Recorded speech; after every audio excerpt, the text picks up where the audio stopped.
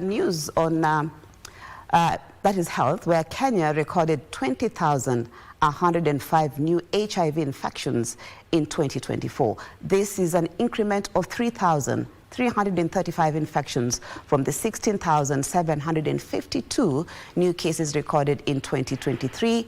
1,326,419 people live with the disease in the country currently. Women accounted for 66% of the new infections compared to 34% of their male counterparts. Let's get the details of that story.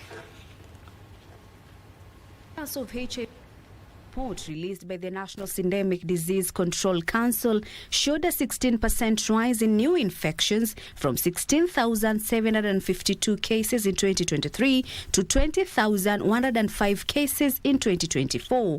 4,349 of these new infections, approximately 21%, were children aged 14 years and below. During that period, AIDS caused 21,009 deaths, of whom 18,321 were adults and 2,688 were children. From the 1,326,419 people living with HIV in the country, Nairobi County is leading with 151,916 cases, followed by Homa Bay with 104,317 cases. Kisumu is third with 111,367 cases, Siaya fourth with 82,414 persons, and Mombasa is fifth with 56,121 cases. Mandera County has the least recorded number of people living with HIV and AIDS at 1,322 cases.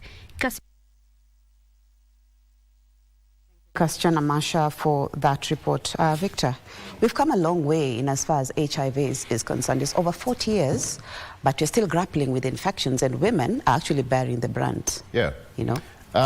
What shocks me is the number, 66%. That's a big number when it comes to the number of, is it women? Yes. Affected. But I think Kenya made several strides. I don't know where we actually flexed the rope in the fight against HIV in the country. But I think there was a survey which was also done where it showed that a majority of people are so much afraid of other diseases rather than HIV. All right?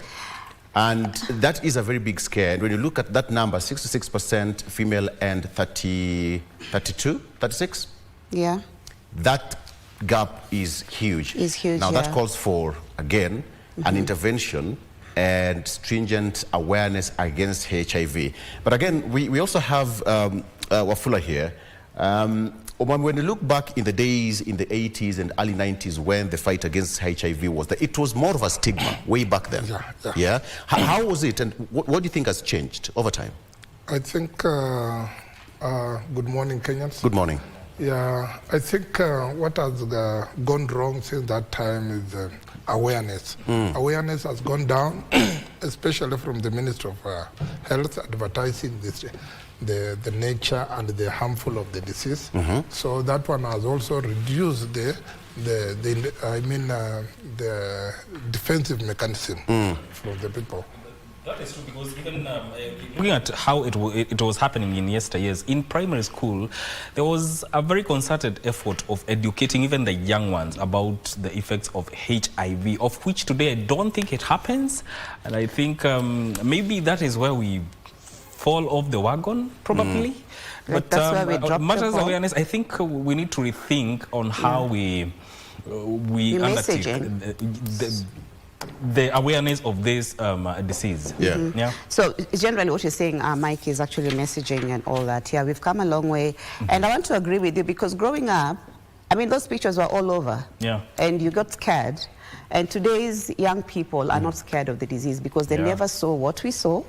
And HIV infection actually, Victor, to just bring you up to speed, is actually high in the younger generation, more than the older generation. 15 to 24 are the ones who are actually carrying that brunt of that of the high infections. So yeah, there is need for concerted efforts, and it's a personal thing actually at the end of the day. So I think enough said. everybody knows what to do. So we move on, where the death toll from Sunday's accident in the Kikope area in Elementaita and that of Zambezi on Monday on the Nairobi-Nakuru highway brings the death toll to 19 people in the last 24 hours. Now, these numbers have raised concerns over road safety awareness, with news that the Kikope accident claims 16 relatives. Now, Road Safety Association of Kenya Chairman David Kiarie is in the meantime calling for the immediate suspension of driving licenses issued over the past 6 years and fresh training, claiming that most of the documents were acquired through unscrupulous means. In Kahiga Village, Kanara constituency, the family of Elijah Mburu is coming to terms with the harsh reality of losing 16 relatives in yesterday's Kikope accident. Neighbors and relatives trying to console a family that is still in disbelief. Two brothers, Rodove Gikonyo Mburu and Michael Njibu Mburu, are the sole survivors in this family after their siblings succumbed. Tumeumwa na hiyo nini, barabara ya Nairobi Nakuru highway inafaa kuangaliwa tena na tena. Wakati niliingia huko moshari, niliona kuko na watu walikuwa wamekatakatwa uso na wengine wameumia miguu. Beth Mudhoni lost her husband, who is a relative to the Mburus, her daughter and grandchild in the accident. Kabia Mungu, sasa mimi Mungu ninakukosea nini? Kwa sababu msichana wangu amekufa, baba yake amekufa, kazini zake zote zimekufa, mpaka Gasharage mpaka huko Kahiga. The family is now appealing to the national and county governments to come to their aid and assist with post-mortem and a proper send-off for the 16 family members. This even as the death toll in Monday's Zambezi accident went up to 3 after one person succumbed to injuries. 12 people are currently nursing injuries at the Thogoto Mission Hospital. With both accidents being attributed to speeding and overtaking, the Road Safety Association of Kenya Chairman David Kiarie is calling for drastic measures to curb road carnage. That is something which we have reported, that licenses are given. Driving licenses, you have only 6,000, you can get a driving license. Somebody who has gone to school is taught to give way, while accusing the state agencies of turning a deaf ear to genuine concerns raised by relevant stakeholders in the transport sector. Kiarie said it's time for urgent interventions to be instituted as a means of averting any further losses of lives. Indeed, our condolences to those who lost their lives in the road accident. And probably I want to just put a question to our guest, that is Wafula Mutacho. I don't know what your take is, because in terms of revoking licenses, retraining and all that, those have been done before. You know, we've seen police, especially during the festivities like this, where they man the roadblocks and all that. Do you think this is the way to go? Is it effective? Wafula? Do you think revoking licenses is the way to go? I don't think. Let us just leave the law to take its action. Yeah, because it's not everybody, and we should just borrow like our neighboring countries. Just find somebody instead of revoking the license. Yeah, because sometimes the accident happens without, you cannot even come into it. Maybe the brakes has failed, or maybe it was, I'm a driver also, and I've caused an accident before, and I was actually escaping to hit a motorbike, and finally I rammed into another vehicle the other side. So sometimes it has some challenges. The revoking of the license is not a way to go. Yeah, and also about road accidents, actually in today's dailies, that is the Daily Nation, the tabulation here, they're saying over 3,397 is the number of people who have died due to road accidents between January 1 and September 14th. That is this month. That is a number too high. And given that year in, year out, we talk about road safety, I think it narrows down to one when it comes to road safety and how you behave as you drive along our roads. Victor? Absolutely. And I think the most notorious road which has been talked about is the Nakuru-Nairobi highway. Ever since the introduction of the SGR between Nairobi and Mombasa, we'll all agree that road accidents have significantly reduced on that road. But then now, between Nairobi heading towards the Western Circuit, there is a lot of accidents. Leave alone Nairobi, Narok, Kisii, Bomet Highway. The most notorious one is between Nairobi, actually, just from Kikuyu, Rironi, as you head towards Western Kenya, that is the most notorious spot. But way back in the days, Maria, as you take it over, you remember Sachangwan? Yes. Ever since the separation and building of the barricade and the barrier in between, again, accident reduced on that road. So I think it's an accident. And whatever we saw from the CCTV footage of that accident that happened yesterday but one, it was a head-on collision. And some of them are actually preventable. In fact, the easiest thing to prevent is a head-on collision in any accident. Okay. Evading a motorbike sometimes, you know, it can be a bit tricky, but a head-on collision, one of the most rare ones, but it's a deadly. We condole with the families either way. Indeed. And Victor, you're bringing the issue of road infrastructure in terms of construction and all that. So in most cases, when we talk about road accidents, we're looking at the driver, probably the pedestrians, and all that. But much is not talked about how the roads are constructed. Because just like you've put in Sachangwan, what happened? They just had to barricade there, and you know, it has reduced the accidents. So I think also it's high time in terms of the contractors when they're putting up the roads. How do you separate? You know, our roads are congested. You know, you have the motorbikes there, then you have the vehicles there, then you have people crossing. And in some cases you have cows and donkeys sharing the same road. So what are the chances that this can actually cause accidents? So I think it's high time that people look at not just the drivers and unroadworthy vehicles, but also how the roads are constructed to separate people from the vehicles. So that's my take. Let's move on, where Deputy President Kithure Kindiki has maintained that the e-government procurement is here to stay despite cited hiccups in its implementation. Now, the DP was responding to the Council of Governors, which decried that the new procurement system was not functional and has become a hindrance in procuring critical commodities for county governments, including medicine for county health facilities. Now, Giverson Maina puts this report into perspective. A stalemate over the implementation of electronic government procurement system is looming following a sharp disagreement between the national and the county governments. A lot of governors have been frozen here by their fuel vendors. Our municipalities, if they don't get fuel for 2 days, all the garbage is placed on the roads, and it becomes impossible to even visit our towns. COG Chairperson Ahmed Abdullahi, however, stated the governors were not opposed to the automation of government procurement. I want to put that on record. We have no problem whatsoever with automation. But, Your Excellency, we feel that this EGP thing, along the road, you people will either realize that you are not given the full picture and would ask to reverse it, or it will be implemented with pain that was not necessary. In his response, Deputy President Kithure Kindiki said the government will not back down on its decision, adding the move was aimed at rooting out corruption.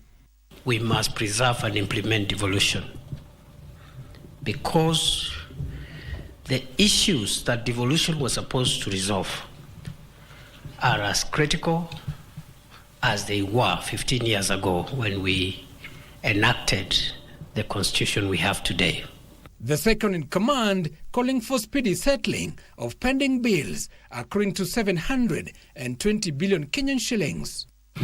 Out of which 172 billion is with the county governments, and we must confront that issue and resolve it once and for all. And it is not impossible. It is very possible, actually. Health Cabinet Secretary Aden Duale used the platform to defend the transition from Linda Mama to Inua Jamii program. And Excellency, let me make it also very clear that teenage mothers, wherever they are in our country, they have a direct access to health care paid by the government of Kenya through the Social Health Authority. Give us. And the Independent Electoral and Boundaries Commission, IBC, will push for more resources to roll out the country-wide mass voter registration after the Thursday, November 27, 2025 by-elections. IBC Chairperson Erastus Ethekon, who oversaw the launch of the National Continuous Voter Registration, said the Commission aims to register at least 6 million new voters. The exercise is being conducted in all the 290 constituencies.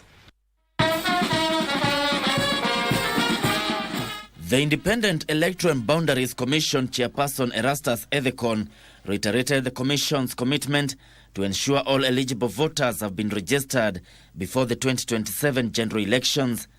He dismissed fears that the Commission is time-barred from conducting the civic exercise. And we are supposed to register citizens, eligible voters, for a period up to 8 months before the general elections. That's when we will close the registration process and clean up the register, do the voter register audit, and then publish the register. So we are doing registration in phases, and this is phase 1, which will be focused at the constituency level.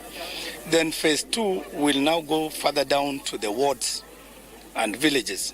And that is, for that one, we will get enhanced funding as well, so that we conduct that mass voter registration exercise as well. Ethekon revealed the electoral body had upgraded the technology to integrate the new biometric voter registration module into the Kenya Integrated Election Management System to allow faster, more secure and reliable services. The IEBC is now pushing for more resources to facilitate mass voter registration to be launched after November 27th by-elections. Well, I think our BVR, what we call biometric voter registration kits, are configured to take into account all those identifiers which are unique to an individual.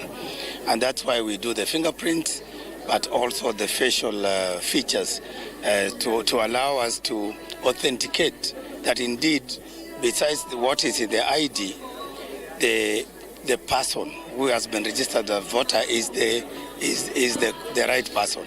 The continued voter registration will also facilitate the transfer of voters registered in one polling station to another.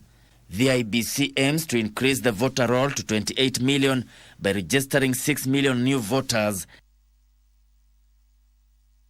Well, and the voter registration is on, and so just make sure that if you're a new voter, you have your ID and you'll be able to register. And if you need to change your details, the window is also open for you to do that. Victor, 6 million new voters. I'm not so sure if IBC will be able to hit that target. I think they are going to do their best. Ethekon and the team has their work cut out for them. Having in mind that 8 million people did not vote in the last general election.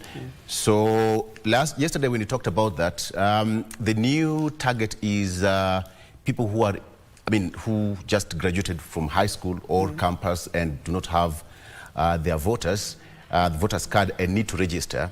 But 6.3 million voters, I think they can hit that target. Give it plus or minus, according to me. The interest right now amongst Kenyans to vote and take part in all the civic exercise is upbeat, and I think Kenyans are going to register. According to me, people are going to turn out. If they're not going to hit the 6.3, then probably 4 or 5 point something. So the issue is not really the registration per se, but 8 million also missing to vote. That's also another thing altogether.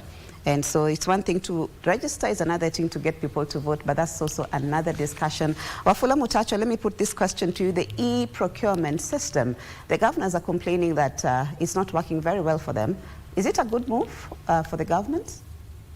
Like last time when I was here, I alluded about the e-system.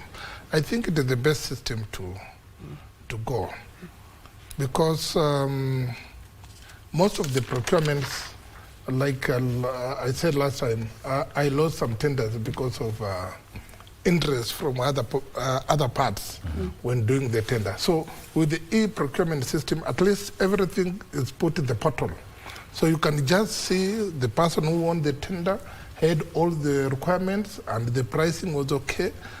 That is what we want to see. But this present system, it has been misused so much. So I support the government directive that the e-system should take place. You know, it's also something that the government has touted it as a way that will enhance accountability and transparency. But also, governors are complaining about their services being affected. So I think it's the high time, first of all the loopholes within the system be addressed first. Before the whole system can now be rolled out countrywide to ensure that whatever they are saying about transparency and accountability is achieved, and to see if government services will be rolling out smoothly. Okay. All right. Yeah. So I just want to end it right there. I know we have a guest in studio, Dr. Richard Bosire, but Victor will be introducing him to you. Oh, yes. One of our political analysts.